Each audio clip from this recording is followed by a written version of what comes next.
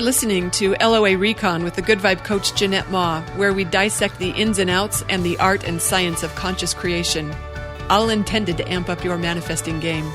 Let's have some fun together.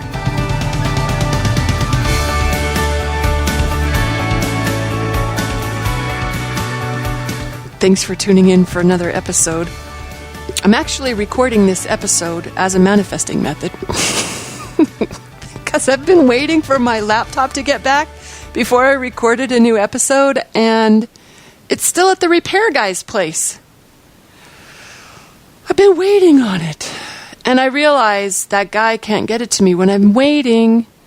And I was waiting before he even got it. Like, I was not looking forward to being without it. So I had this vibration activated really nicely before he even got his hands on it. And then I got a little sketchy because, okay, so I don't know if it's COVID related or what, but he doesn't have a shop. And his shop is his house, it's his garage. And I felt a little nervous just handing over my laptop to a stranger in his garage. I did. And all she needed was a battery. It's not a big deal. I diagnosed it myself, but I thought, have a professional actually replace it. Because I really like that laptop. I'm not in the mood to replace it, universe. But I actually started thinking about it. Okay, anyway, that was my long explanation that if I just record one, I bet by the time I'm done recording this, there will be a text from him saying, hey, it's ready, come get it. I bet you. Because I'm not waiting anymore. I'm recording on my desktop. So, I did have something I wanted to share, though. I got a question that I wanted to invite you to entertain. Here's the question. If you could do anything, what would that be? And I don't mean that in some far-out future, like, 5 years from now. I don't mean it like, if I could do anything, I would take a moon ride, take the shuttle up to the moon and go for a walk. I don't mean like that. I don't mean like, if I could do anything, I would ride my horses up in the mountains. And you don't have horses or don't have mountains. I don't mean like that. I mean like, with what's available to you right now, from where you stand right now, if you could do anything, what would that be? Like, from things that are within reach. I'm curious for you to entertain that question.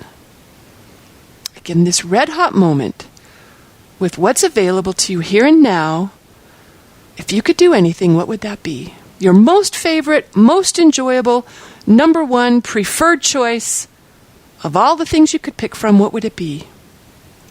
Think on that for a minute. Actually, I'm curious about how long you'd have to think on that to come up with an answer. I'm really curious about that. Like, is that answer so foreign that you need more than a few seconds to think about it? Or are you super familiar with what you would rather, that you don't even need 2 seconds to name it? I think that in itself is telling how long it takes us to answer the question. Okay, so anyway, when you have an answer to the question, if I could do anything right now, what would it be? My next question is, why aren't you doing that? Why isn't that what you're doing right now? Maybe some of you are thinking, it is. My most favorite thing was to listen to a new episode from you, Jeanette. Yay, if that's the case. And maybe some of you aren't even going to hear the rest of this episode because once you got your answer, you're like, yeah, that's right. I could be napping right now. Or I'd rather be reading. Or I'd rather be dancing. Maybe you turned me off to go do that. If you did, good for you. But for anyone who's still listening right now, I have a feeling I might know why you're not letting yourself do your most favorite thing right now. I got a suspicion about that. First of all, you might not have even realized what it was that you preferred. I mean, you might not have been aware. Some people are so used to not listening because that inner voice is always speaking to us. It's always, always, always pointing us in the direction of our highest inspiration, our highest joy, however, whatever, our biggest relief. It's always guiding us in that direction. But some of us, I don't want to say I don't do this. I'm pretty good at listening to that. I know a lot of you are too. But sometimes we set that aside. We prioritize what we're supposed to do or what others expect or what we were trained to do or what gremlins are telling us is required. Sometimes we just don't hear that voice very well, or maybe we don't hear it as a voice. However, we get that intel. Sometimes we just don't listen to it enough for it to be easy to hear, and we've got to practice hearing it all over again. Sometimes that's the case.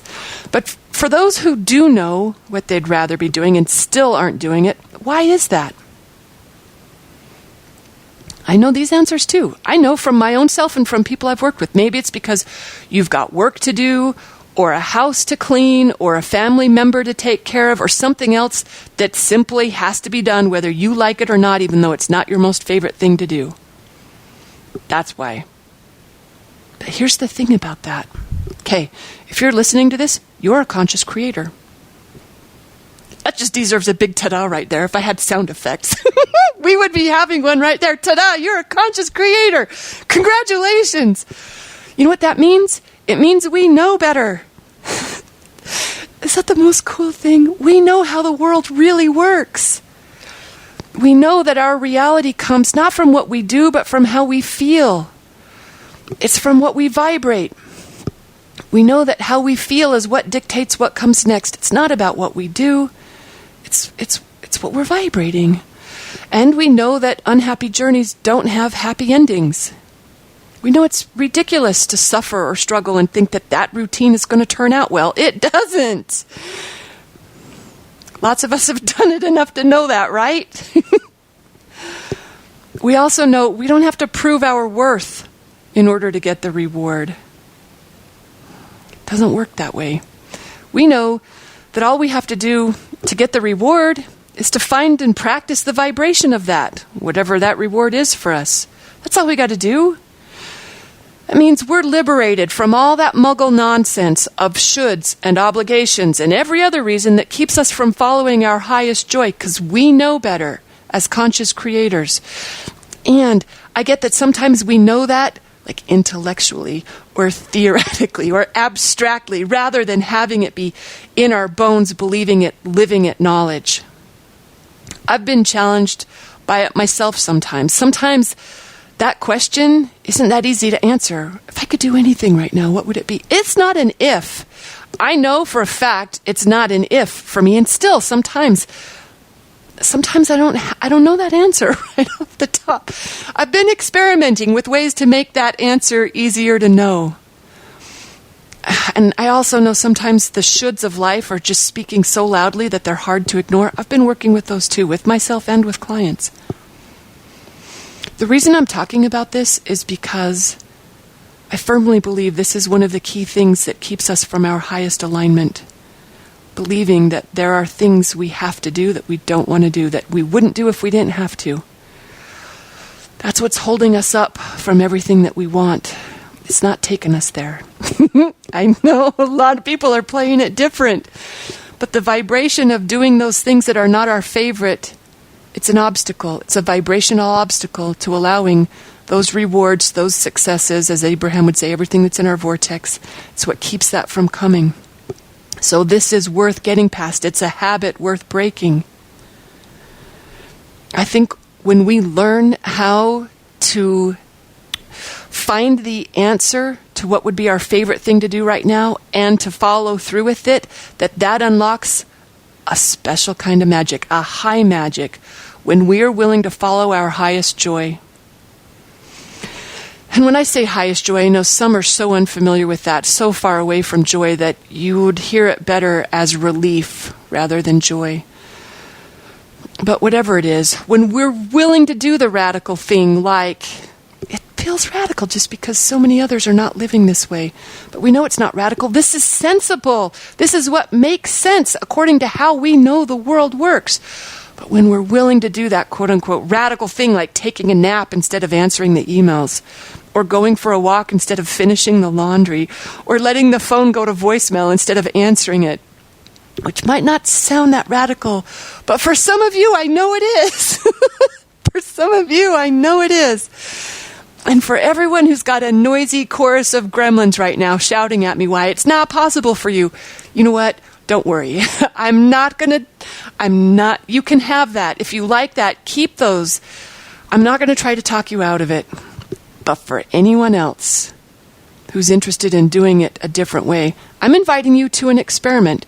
The experiment of asking yourself, what would be my favorite thing to do right now? And then doing it. and then having that be a way of life. Not just something you did for fun in this moment, but something you do day in, day out. Can you imagine? I hope you can. Oh, I hope you can. Oh, it's worth taking a minute just to even imagine that. For anyone who isn't already living it, and I know a lot of you already have a good foothold in that, but let's expand that. Actually, I'm going to do this officially. I'm conducting an official experiment and inviting others to join me for it. I've been calling it in my head the Do Anything experiment for short, but it's the if you could do anything, because that's how I ask myself the question. If I could do anything, and I know I can. It's not hypothetical. I can do anything. What would be my favorite thing to do right now? Anyway, I want to invite everyone to this experiment with me, where we get better at hearing what we most prefer and get better at honoring that and enjoying all the manifesting success that comes as a result of doing whatever feels best to us. Isn't that a beautiful thing to contemplate? I think so too. So we're doing that. It's happening at Good Vibe U. It's starting in the new year. So if you're already a member, stay tuned. And if you're not a member, now's a great time to join. In fact, I've got an annual membership special still in place. So yeah, when we had our 10th anniversary, how cool was this? I put those original rates back in place as it was our 10th anniversary special, going back to our original rates, which was really cool. And I knew I would raise those once I finished the remodel that it was getting for its 10th anniversary. Oh, I'm still remodeling. And that means we've still got those anniversary special rates in place. So it's a great time to join. In fact, for anyone who joins before year end, I will give you a complimentary 3-point manifesting audit session with me. Those are normally $300. So I'll throw one in on a complimentary basis for anyone who joins on the annual membership. That's not for monthly members, it's for the annual. But even if you just join on the monthly, you can join us for the Do Anything experiment. I'm so excited about that. We're starting it in the new year. But you don't have to wait till then to start playing with it. I got good energy for it. I hope you do too. This is part of how we let all those good things in. We just find ways to feel better, and this is one of those ways that I think we're going to get good traction with. Okay, thanks for tuning in. I'm going to go check on my laptop now. Thanks, everyone. See you in the next episode.